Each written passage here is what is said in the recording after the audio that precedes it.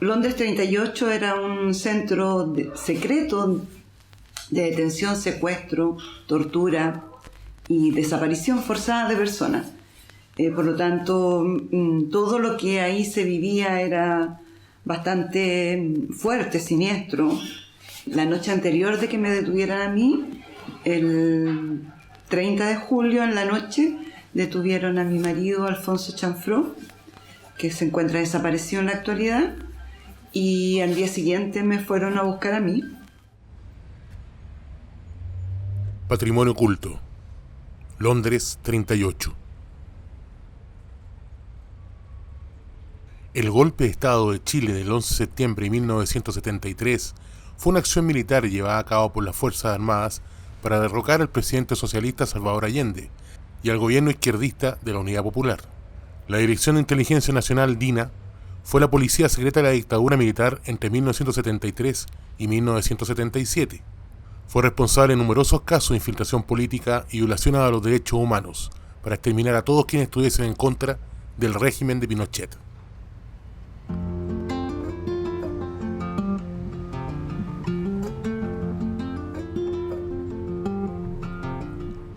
Desde la década de 1920, estos adoquines han sido un sinónimo de elegancia y alcurnia en nuestra capital. Un rincón hermoso que, hasta el día de hoy, conserva su prestigio. El barrio París-Londres, ubicado en pleno centro de Santiago, destaca por un marcado estilo arquitectónico europeo. Sus calles sinuosas y estrechas fueron diseñados por el arquitecto Ernesto Holzman, padre e hijo.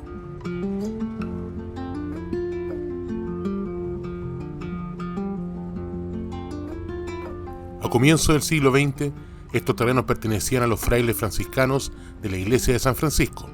Sin embargo, los problemas económicos obligaron a la congregación a vender estas tierras agrícolas a particulares. Para los años 70, la casona marcada con el número 38 era una sede comunal del Partido Socialista. Nadie imaginaba que, a fines de 1974, el lugar se transformaría en un centro clandestino de detención y tortura de la DINA.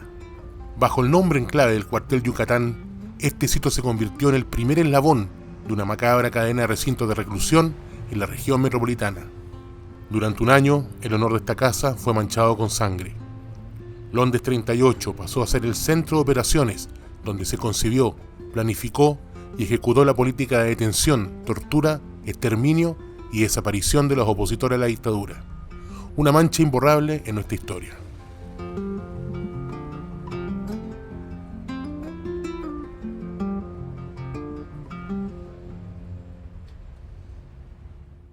Las personas todas estábamos con la vista vendada, con unos trapos, en un ambiente, primero en un invierno muy frío, muy frío, como eran los inviernos en la época.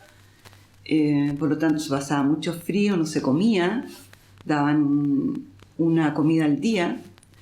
Dormíamos, nos tiraban al suelo, un suelo de parqué como en Londres, y dormíamos ahí en el suelo, si es que dormíamos, con los gritos permanentes de las personas que estaban siendo torturadas. Esta casa, Londres 38, que se llama este espacio de memoria, este sitio de memoria Londres 38, fue una casa construida en la década de 20, fines de 1920, 1930, para ser una residencia de una familia adinerada, como todas estas casas del barrio París-Londres. Y en 1970 esta casa es comprada por militantes del Partido Socialista y va a convertirse en una sede del Partido Socialista. Y como es propio de la DINA, la Dirección de Inteligencia Nacional, van a apropiarse de espacios importantes para las izquierdas en ese momento y los van a transformar muchas veces en lugares represivos. Durante ese periodo de casi 2 años que estuvo acá funcionando el cuartel Yucatán en la jerga militar, así lo denominaba la DINA, pasaron aproximadamente 2.000 personas, que más de un 60% de las personas detenidas desaparecidas que pasaron por Londres 38 eran militantes del MIR. También algunos militantes del Partido Socialista, militantes del Partido Comunista y de otras militancias, pero la gran mayoría era del MIR. Entremos.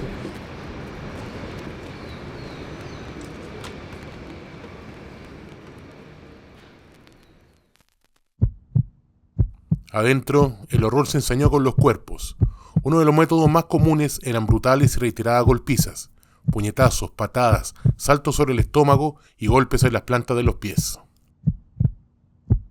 Cuando la DINA, los agentes militares de la DINA, salían a detener a las personas, les vendaban, les podían encapuchar también, pero por lo general eran vendadas, eran metidas en autos, en camionetas, camiones chicos, de una pesquera que se llamaba Arauco, y ahí damos cuenta también de una participación civil, no eran militares los de la pesquera Arauco, pero puso a la disposición de la DINA su flota para fines represivos.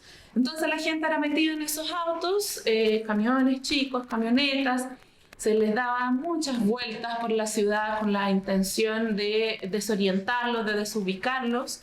Y cuando entran por esta entrada, los autos pasaban por acá, mucha gente podía ver algo debajo de la venda. Entonces se daban cuenta inmediatamente de esta característica del piso, de este piso como una tabla de ajedrez o estas baldosas blancas y negras, y esta casa va a quedar conocida entonces como la casa de las baldosas o la casa de las campanas, porque la gente cuando estaba detenida acá podía escuchar las campanas de la iglesia de San Francisco que estaba al lado. También escuchaban muchas risas porque los juegos Diana estaban ahí donde está hoy el Hotel San Francisco. Escuchaba pues también los juegos Diana, mucho olor a fruta confitada, y esos elementos que parecen que no son muy importantes van a ser súper importantes para las personas que estaban acá. A ello se sumaba la suspensión de las extremidades durante horas e incluso jornadas enteras, provocando dolorosas dislocaciones y fracturas.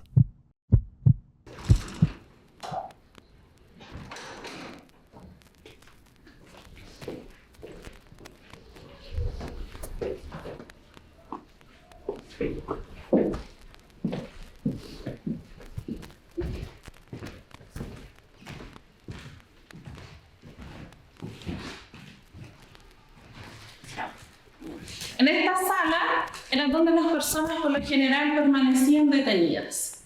Los usos del espacio, a lo largo de los 2 años aproximadamente que fue utilizada como un centro clandestino de detención, fueron variando. La DINA fue probando también, porque estaban empezando a implementar su cadena represiva.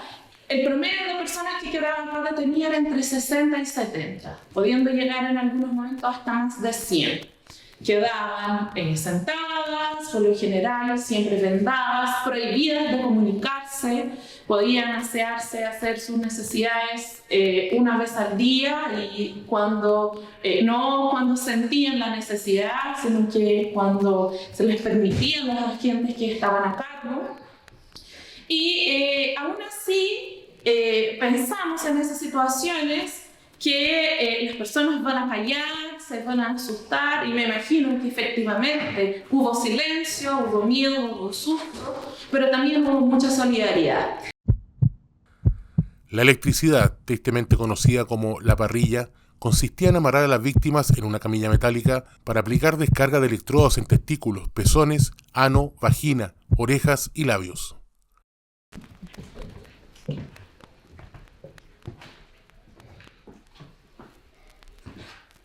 Esta parte también sufrió modificaciones, como les dije, principalmente por el Instituto Giniano.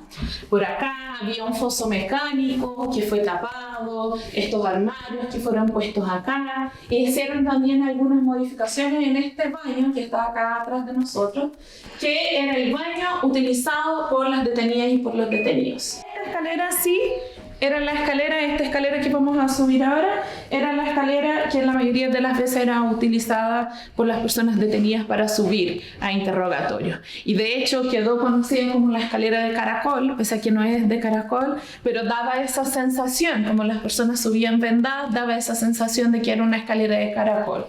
Y muchas veces contaban los pasos para subir y para bajar, para saber si estaban subiendo y bajando por la misma escalera, y así dar más cuenta todavía, entender mejor el espacio donde está. Así que subamos.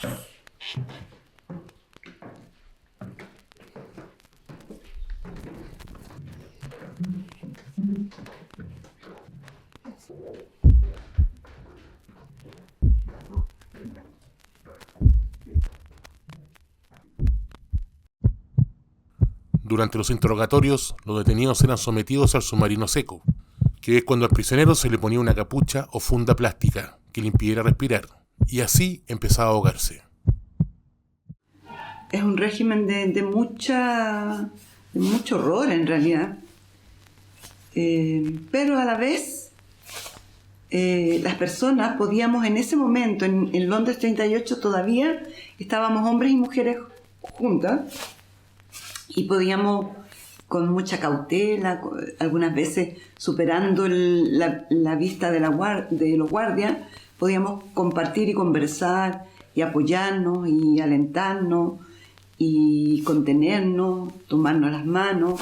Yo podía algunas veces conversar con Alfonso, tocarnos, dormir juntos en el suelo. Aquí abajo tenemos este espacio cerrado por las condiciones arquitectónicas de la casa, pero acá es un entrepiso que hay 2 habitaciones pequeñas donde durante el periodo represivo las personas algunas veces que eran castigadas con aislamiento eran dejadas ahí en ese entrepiso.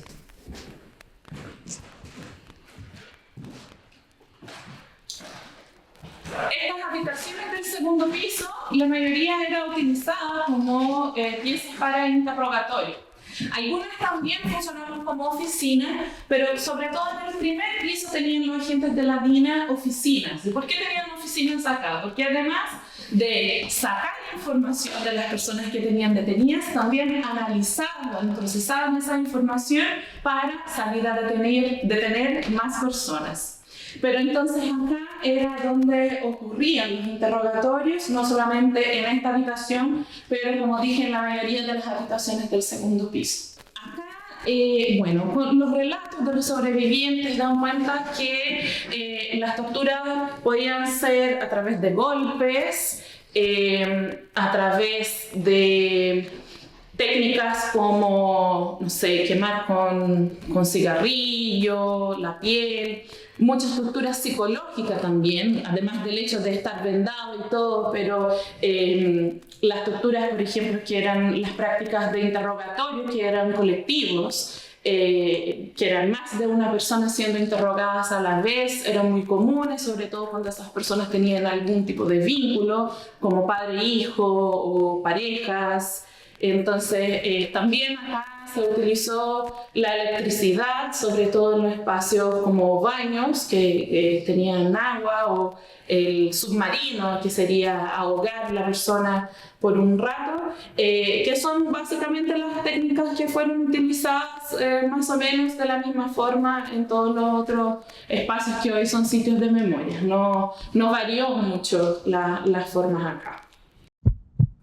Y la otra versión, llamado submarino mojado, consistía en someter y maniatar al detenido e introducir la cabeza en un tanque con agua sucia, con orina y otras sustancias insalubres. Este espacio era la llamada enfermería. Acá eran donde eran dejadas las personas más malheridas por las torturas, que quedaban en peores condiciones para que se pudieran recuperar. Muchas veces los mismos compañeros y compañeras, hay relatos que nos cuentan de eso también, que habían médicos, por ejemplo, entonces también veían a esas personas no con el objetivo de que estuvieran bien, sino que se pudieran recuperar para seguir siendo interrogadas y poder seguir entregando información a los agentes de la DINA. Todavía estamos obviamente exigiendo justicia respecto de esos hechos. No hay toda la justicia, no hay toda la verdad. Las personas están desaparecidas de Londres 38 en un breve tiempo. De menos de 2 meses desaparecieron 86 personas.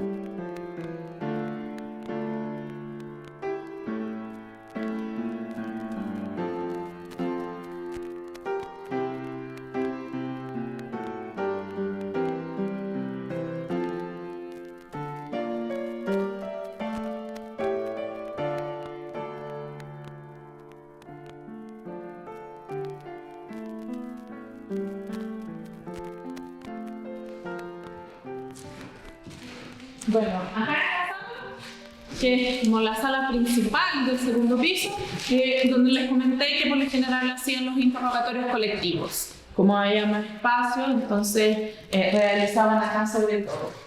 Y vamos terminando la visita acá en esta habitación, una de las últimas habitaciones donde vamos pasando.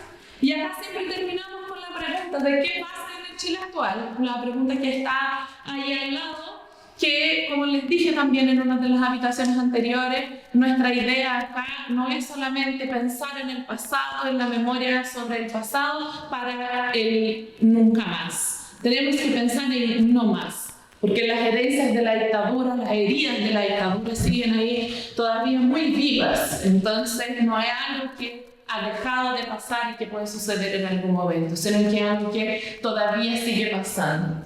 Y en ese sentido, de pensar en las luchas vinculadas al presente, relacionadas al presente, hicimos acá en el 2019 el afiche con los rostros de las 14 compañeras, 14 mujeres, que dentro de las 98 personas que están detenidas, desaparecidas, que son detenidas, desaparecidas o fueron ejecutadas, que pasaron por acá, estuvieron entre ellas. Son las 14 mujeres entonces dentro de los 98.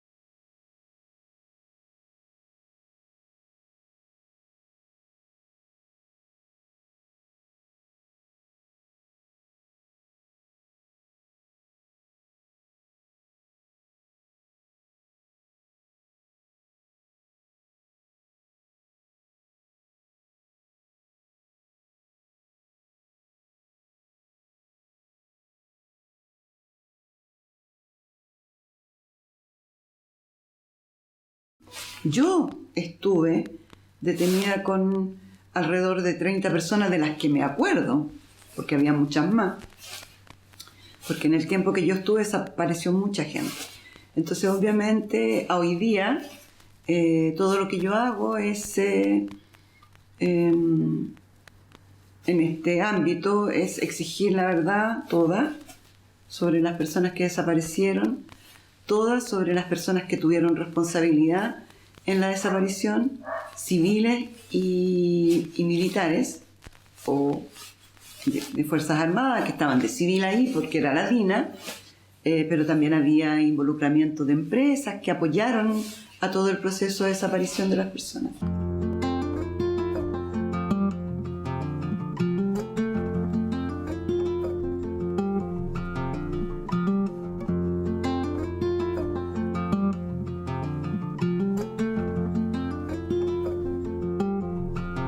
Así termina este recorrido. El viaje por una historia marcada por un pasado oscuro y sobrecogedor. Un pasado que jamás seremos capaces de olvidar, pero que sin duda nos llama a la memoria y a la reflexión, para garantizar que algo así nunca más se vuelva a repetir.